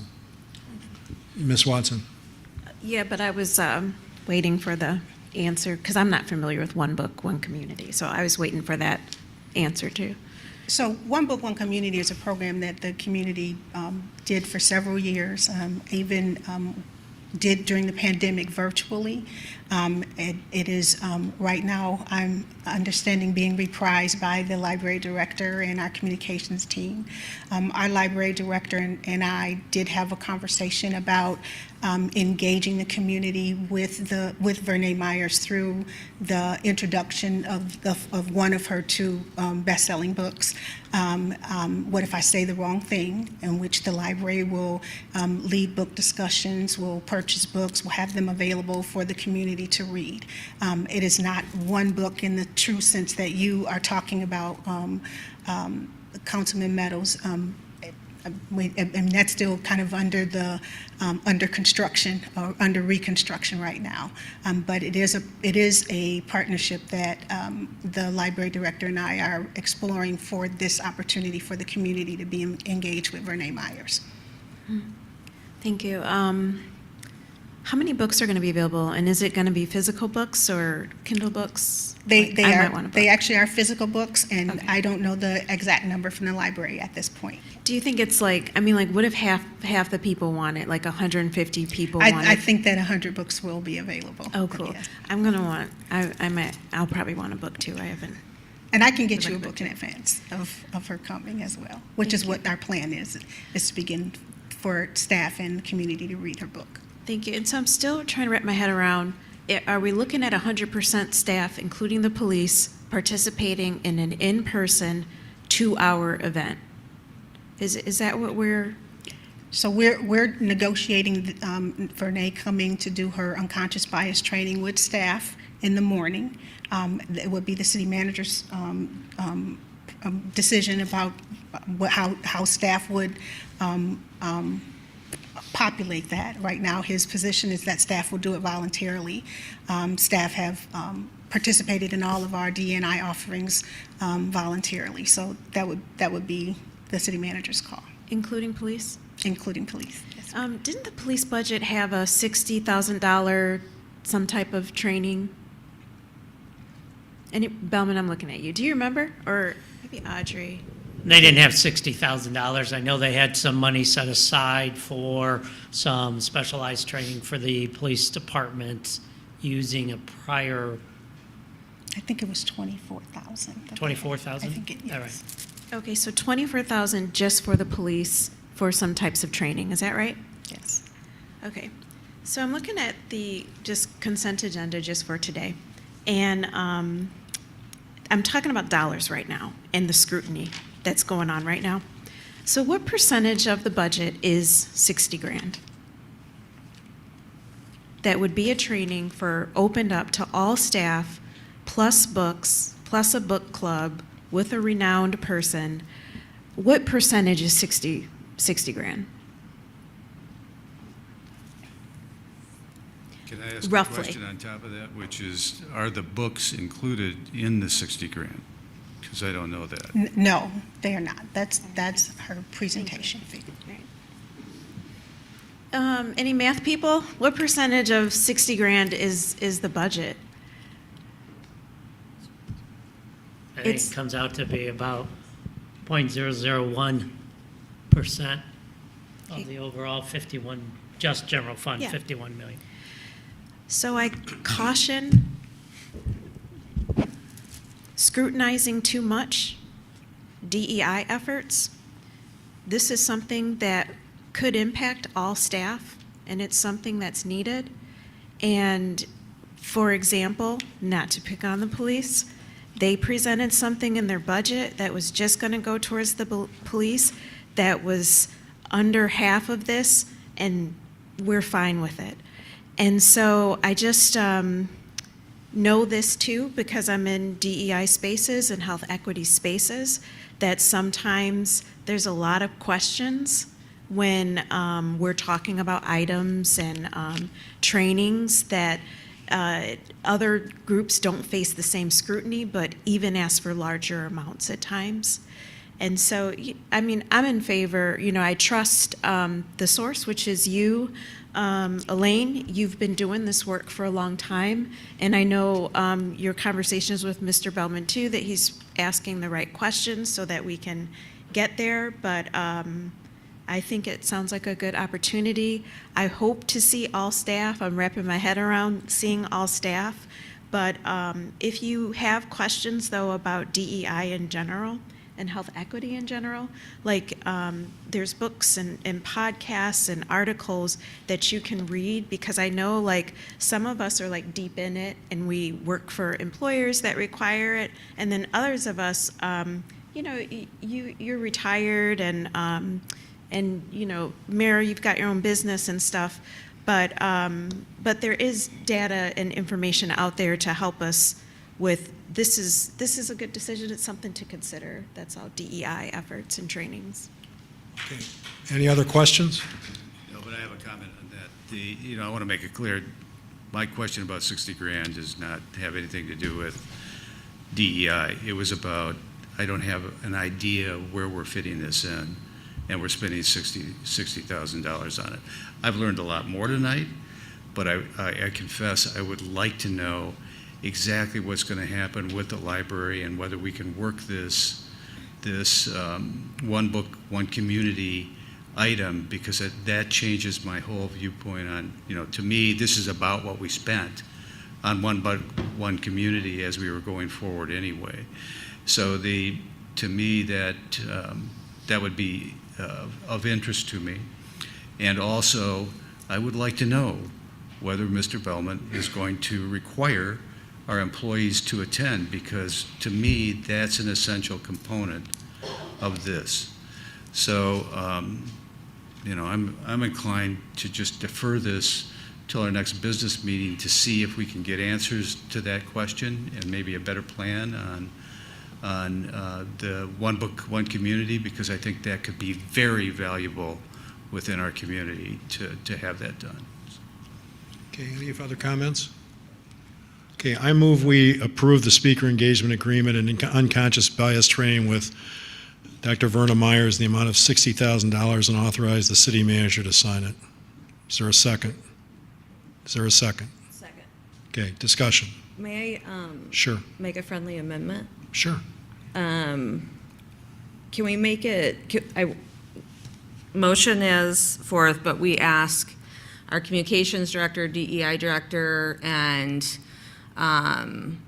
seeing if our library director would come to a meeting and talk about how we're going to incorporate the visit, and then kind of how this visit is embedded into your DEI program, and how us as a community can leverage this opportunity and this investment at a future meeting a month from now, or that's what I want to see. Can I ask a question too? Do we need to vote on this tonight? No. Okay, then I'll ask the city attorney, is a motion to defer okay at this point in time, although there's a motion on the table? Well, I want to say, Mr. Bellman may have a timing issue. Generally speaking, it's a subordinate motion, so it could be brought. Okay. I'm sorry, what did you just say? What was the last part of that? A motion to table is a subordinate motion that can be brought after a motion is pending. Okay. So, Mr. Bellman had something that he wanted to add? Yeah, the idea is that we're trying to secure the date for June. And so the sooner this contract is signed by the city, then Vernay will lock that date in. If we delay, that date may be offered to others that are also seeking her services. So I think we were looking at June 12th as the date that we were bringing Vernay into East Lansing, and that's why the item's on tonight's agenda. So it's really impossible to have a one book, one community aspect of this, because there isn't sufficient time to actually get that done. Taking the books back? That would be I'm asking the question. I think that there is some way that we can engage the community in a community read with the library. That was the intention all along. It just wasn't under the name of the One Book, One Community. And so there certainly is an opportunity for us to do that.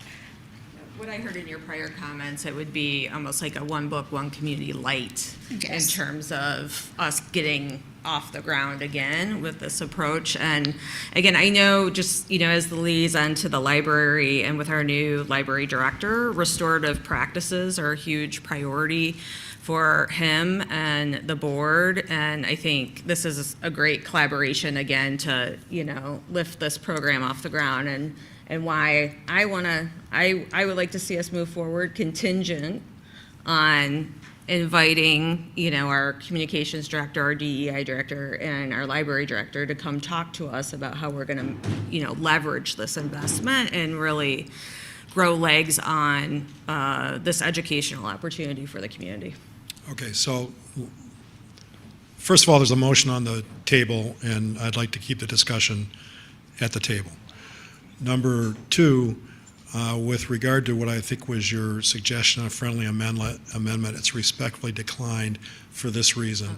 I would like to move ahead with this motion one way or the other, and then I believe what you're trying to accomplish, which I agree with, is something that can be done with an instruction to the city manager to assemble the correct people, to give that kind of a presentation and coordinate that thing, that process, which I think needs to happen. So we have a motion and a second. Is there any further discussion? Dr. Altman. We've learned a lot about this event here tonight that I think should have been in the proposal. And I think that's reasonable to ask of any proposal, that there be a plan in writing, worked out ahead of time. Okay. I have comment. Ms. Watson? So I'll be voting in favor of the motion, and I'm going to ask other council members to hopefully vote in favor as well. You all have already provided pushback on us getting DEI training ourselves, and now it feels like there's pushback on our staff getting DEI training.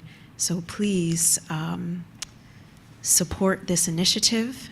It's not that much money out of the budget, and even if you as a person don't value DEI training, as was shown and seemed to be the last time we met, please don't let this organization not benefit from what is happening today in multiple organizations, including our city attorney's organization with DEI, and including Michigan State University, that I know offers DEI and health equity trainings for their professors as well. Okay, any further discussion on the motion? Roll call vote, please. Councilmember Altman? No. Councilmember Meadows? No. Councilmember Watson? Yes. Mayor Pro Tem Singh? Yes. Mayor Brookover? Yes. Motion passes 3-2. Okay. Okay, why don't we break for 10 minutes here, please?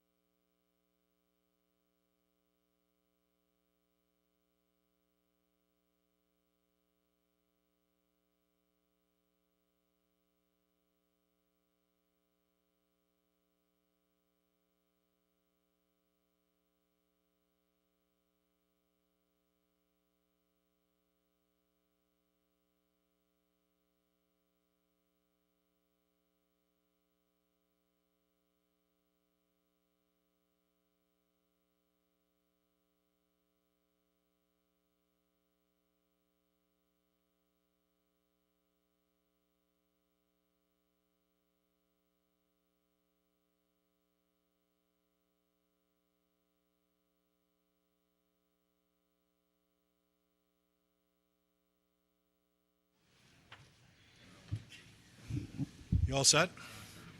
Okay, I'd like to resume the meeting. We're at business agenda item 5.2, consideration of Act 51 resolutions for street ad certification for Albert Avenue and street decertification for Evergreen Avenue. Mr. Bellman.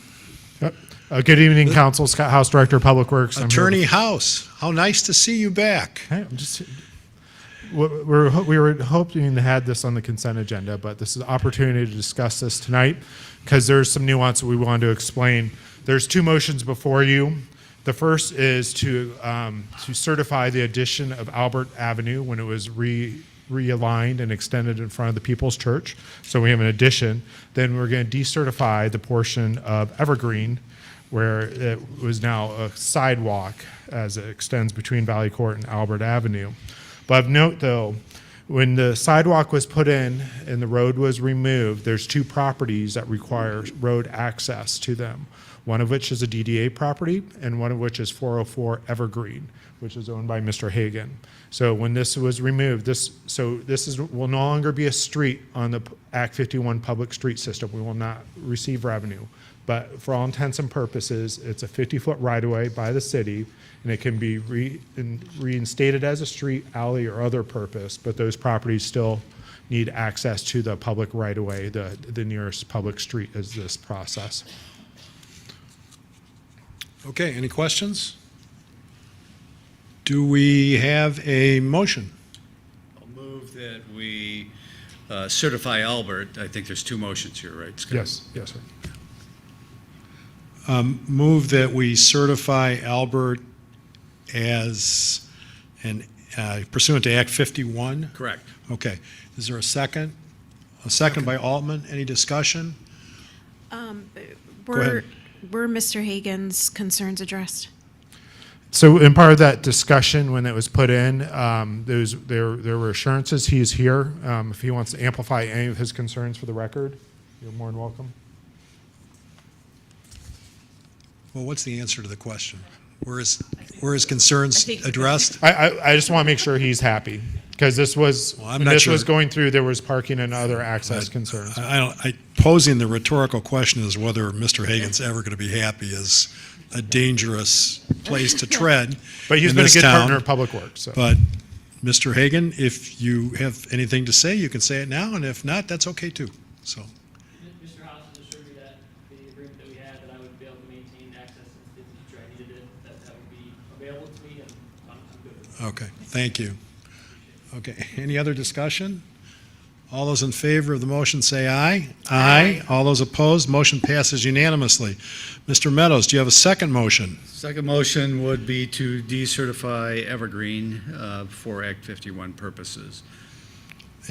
Second by Watson. Any discussion? I'll just note Go ahead. that, we did confirm that, people will still receive their mail there. This is decertification only for Act 51. It's not a vacation of the street, and somebody will still have their same Evergreen address. Thank you. Any other discussion? All those in favor say aye. Aye. All those opposed, motion passes unanimously. Thank you, Mr. House. Thank you. Item 5.3, adoption of the 2024 and 2025 strategic planning report and approval of the 2024-2025 strategic priorities. Mr. Bellman. So you have an item before you summarizing the fact that we started our 2024-2025 strategic planning process on January 16th. When department heads presented their priorities, City Council met on January 20th, Saturday morning, to do a SWOT analysis and to identify your individual priorities, review our vision, mission, and value statements. February 23rd, City Council met to narrow their individual priorities into 10 priorities for the city. And tonight, I'm asking you to adopt the 2024-2025 strategic planning report and approve the 10 strategic priorities, which is Appendix C in this document. For 2024 and 2025. That is correct. Okay. Any questions of the city manager? Questions? No, not a question. Do we have a motion? Go ahead, Ms. Watson. I'll move to adopt the 2024 and 2025 strategic planning report and approval of the 2024-2025 strategic priorities. Is there a second? Second. Any discussion? Dr. Altman? I just want to say that I think the report, there's a lot of interesting ideas in the report that maybe didn't end up in the final set of 10, but I'm glad they're in the report because then we can sort of keep them around and chew on them. So I thought this was a productive process, and I want to thank the city manager for shepherding us through it. Okay. Anything else? Yep. Yes. I just want to add, thank you. I know this took time, additional time from staff, so I just want to commend that effort. I think this was a really wonderful standing back up a strategic planning process for the city and evaluating those vision, mission, and values that I think that was a document from the 1990s. So I just want to, again, recognize all of that. I look forward to, again, the 2026-2027 build and maybe starting it a little bit earlier before the budget. So it can really lay the groundwork for the budget for that coming year. So I'm all for looking ahead. So thank you again. Yes, sir, Mr. Meadows. Just a couple of comments. I noted that, some of the goals, which are our 10 priorities, were reworded, but I think that they reflect exactly, especially with the action items that are below them, reflect exactly what we had intended. And I'll just second the Mayor Pro Tem's comment with regard to we need to start earlier on this in the future and maybe next year, so maybe in December or something like that, to sit down and start talking about the priorities that we're going to have for the following year. Dr. Altman? So I have a question. Is this going to be an annual process or is this a biannual process? What's the plan? I think Ultimately, it's up to you. The intent is to identify goals for a 2-year period as the individuals on councils may get reelected or change. Some of you are here for 4, but there's a rotating 2-year period. That's what we were accustomed to in the past. And when we talked about what's a 2 years worth of, a 2 years chunk of stuff to do, that was the sort of the time scale I was thinking about. So I was reacting to Mr. Meadows' comments about whether we do this next year. I think we do it 2 years from now. I was thinking more about the idea of setting goals for the budget that would be coming up. anything further before we vote? Mayor Pro Tem? I was just going to add that, I think plans can change. We're adopting what is presented to us tonight, but an evaluation piece is important, especially leading into a budget process. So I defer to the city manager to help manage us in terms of what happens later this year. How do you like that? As we lead into the next fiscal year. So I think that, plans can be changed and evolved. So thank you, Mayor. Okay, we have a motion and a second. Any further discussion? All those in favor say aye. Aye. All those opposed? Motion passes unanimously. Item 5.4, consideration of a contract with Anderson, Fisher and Associates, Inc. for $126,107 for Phase 2 improvements to Emerson Park and further improve a project contingency of $13,000 and authorize the city manager to sign. Ms. DeChambeau. Good evening, Council. Kathy DeChambeau, Director of Parks, Recreation, and Arts. This evening I have Jim Jennings with me, our Operations and Projects Manager. Also in the audience I have Justin Dranke, who is our Administrative Services Coordinator, who you know through CIP. We've all worked on this project together. We are here tonight to request approval for the contract with Anderson Fisher for Phase 2 updates to Emerson Park. This project is almost fully funded through the CDBG grant that we received last year that Council approved. Also want to mention that this whole process of upgrading upgrading this park started with a master plan in 2022 in which we engaged the Red Cedar Neighborhood Association and the community extensively. They've been very pleased with phase one that has been completed. They're very pleased with what we brought forward with phase two, and their input is all over these phases and all over what we are doing. And phase three is part of your CDBG budget that you approved tonight. So that will complete the master plan for this park. Happy to answer any questions that you have. Thank you. Any questions from council? Do we have a motion? So moved. Moved by Mr. Meadows that we approve a contract with Anderson, Fisher and Associates, Inc. for $126,107 for Phase 2 improvements to Emerson Park, and further approve a project contingency of $13,000 and authorize the city manager to sign. Do we have a second? Second. Moved and seconded. Any discussion? All those in favor say aye. Aye. All those opposed? Motion passes unanimously. Item 5.5. Thank you. Consideration of a resolution approving and authorizing the membership in the Western Michigan Health Insurance Pool and appointing trustee. Mr. Bellman. Ms. Kenny's here to explain the effort in trying to identify a successor plan for our health care for all full-time employees. Good evening, Council. I'm Emily Kenny, Director of Human Resources. Before you is a resolution approving approving and authorizing membership in the Western Michigan Health Insurance Pool and appointing trustees. McLaren is the city's current healthcare provider for health insurance for full-time employees. McLaren has decided to no longer offer group plans in order to focus on their Medicaid and Medicare plans. So as a result, the city must select a new health insurance provider for our plan year beginning July 1st, 2024. The city worked with our benefit broker, Gallagher, to receive proposals from health insurance providers. Proposals from the Western Michigan Health Insurance Pool and HAP were taken to the Healthcare Task Force. The Healthcare Task Force members voted unanimously to select the Western Michigan Health Insurance Pool. The proposal from the Western Michigan Health Insurance Pool is also an 8% decrease in cost from our current plan with McLaren, saving the city $114,131 for the first year. Joining the pool does require a 3-year commitment as required under Public Act 106. Public Act 106 also requires a board resolution to join the pool, which is before you today. Further information was provided in the agenda packet. I'm available if you have any questions, and we also have Chad Hodkinson from Gallagher here tonight if you have any questions about the pool specifically better suited for him. Thank you. Any questions?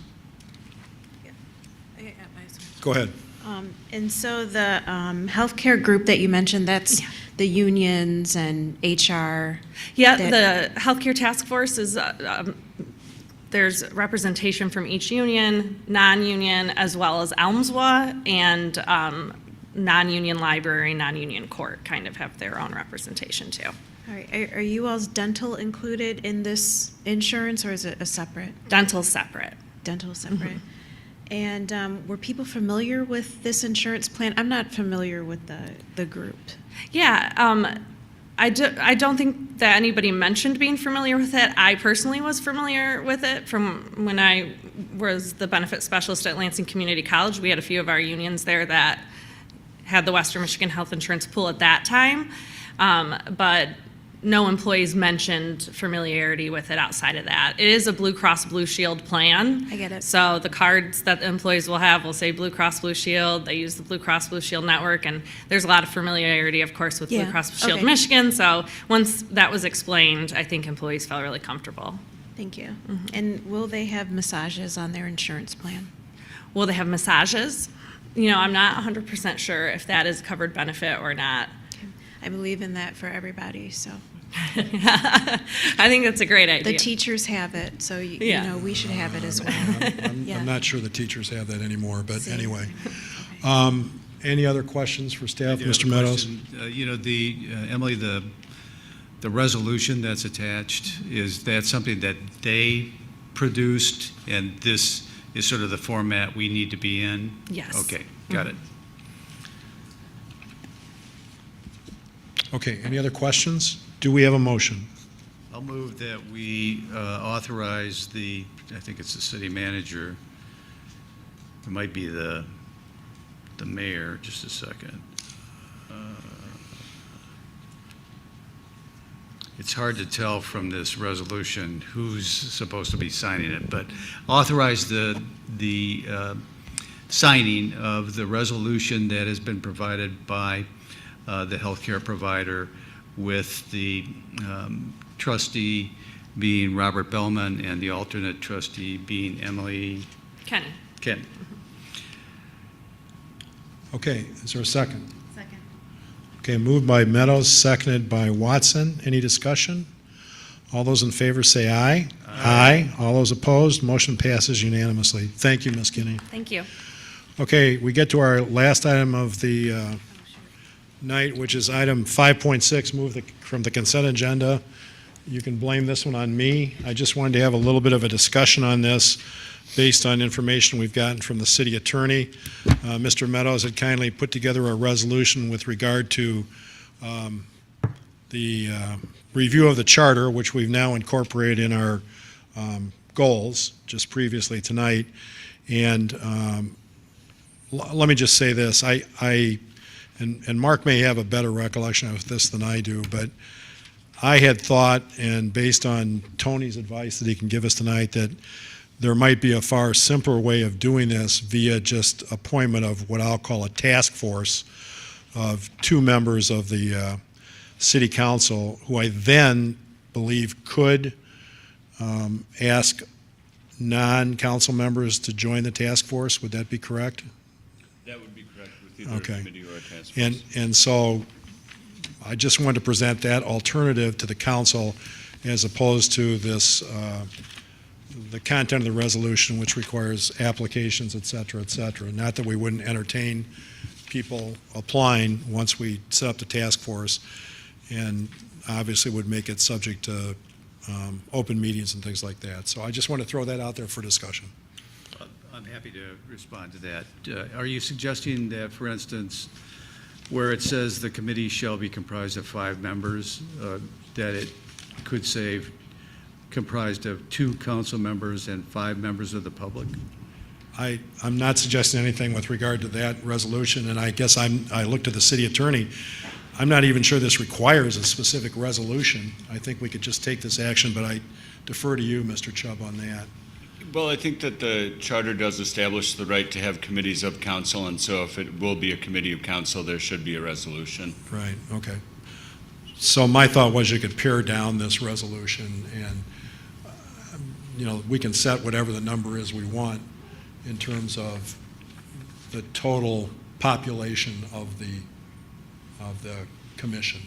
But you and I served on a commission which I think in the end was 5 people, I think. It was 5 people. As I recall, you were chair, and I was the liaison. I didn't serve on the commission. I don't actually think I was chair, but okay, I'll accept that. Anyway, so I just, whatever you folks want to do is fine. We've adopted it as a goal. We can defer this to think about it until our next meeting if we want to think about it. Obviously, we all want to move ahead with this charter review, so I think it's important for us to go forward with this, and tonight would be a good night for us to do that. This resolution reflects a little bit of what we did in 1995 and 1996 that led to about, I think, over 40 amendments to the charter. And I think it is a faster process than some of the other processes that are available to us to review the charter. The number, I used the same number that we had, back in 1995, and if that number isn't sufficient, then, I don't have a particular problem with a larger number of people being on a charter review committee. But I do think that it's important for the public to know that we did what we talked about during the campaign, which is to get this up and running. And it's time for us to get that going, because one of the things that is built into this is a very public process where public engagement will be encouraged, where the things that, were rejected by the public during the last campaign can still be subjects of discussion with this committee, where no matter what happens with the petition that's being circulated today, that the items that are contained in that can be discussed by this committee and recommendations be made to the city council. I think ultimately the city council makes the decision on what goes on the ballot, no matter what process we use. But I think that it worked well last time. Candidly, I can't remember us rejecting any of the recommendations that were made. They were very thoughtful at the time they were made. So personally, I'd like to proceed on this evening and get it going, especially since I think it's really important for us to engage the public and get applications from people who want to serve on this. And I think there's enough interest in the community that we're likely to get a whole bunch. And then it'll be up to council to interview people, or maybe a small committee of council members to interview people and make recommendations to council. Okay, then my question under the resolution you've posited to us is, who makes the decision as to who's on the commission? The council. Yeah, I don't think that's embedded in that. I know it's implied, but I think if that's your intent, we need to specifically put that in there someplace.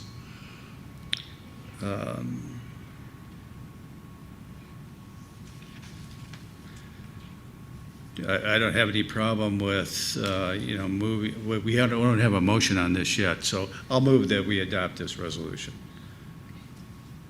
All right. Okay, is there a second? I'll second. Okay, moved by Beddoes, seconded by Altman. Any further discussion? Yeah, I'll make a motion to amend number 2 and to add this language. It would be after until June 15, 2024, at which point the council will appoint members of the committee. Okay. Is there a second to that? That's just an amendment to your original motion, correct? So we're okay voting on that. So if that was a friendly amendment to the original motion, it was accepted, so we just have one motion on the floor. Okay. Ms. Watson, you had something?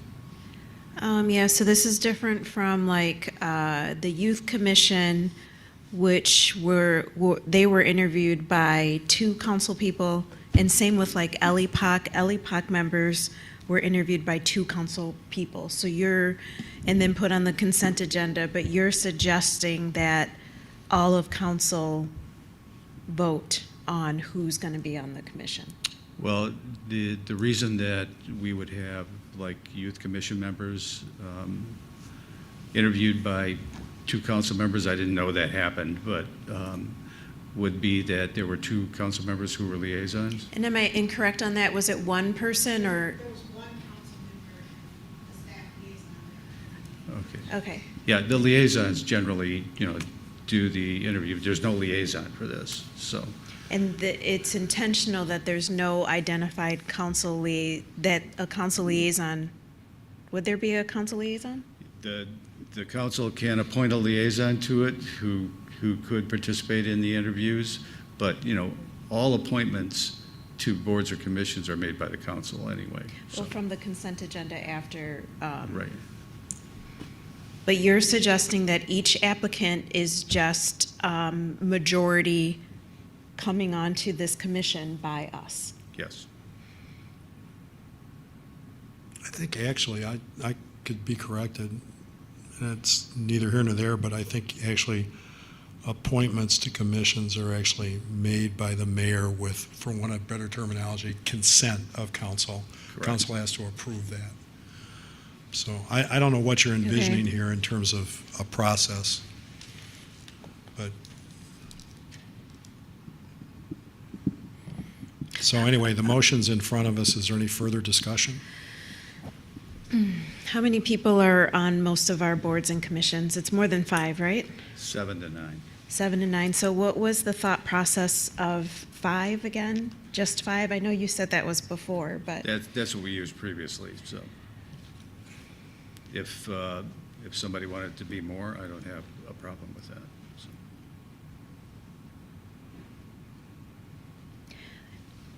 yeah, go ahead. My own view is that 5 people are going to get more done than 7. That's just my bias. I think smaller bodies work more efficiently. And mine is 7 allows for more diversity in thought and stuff. So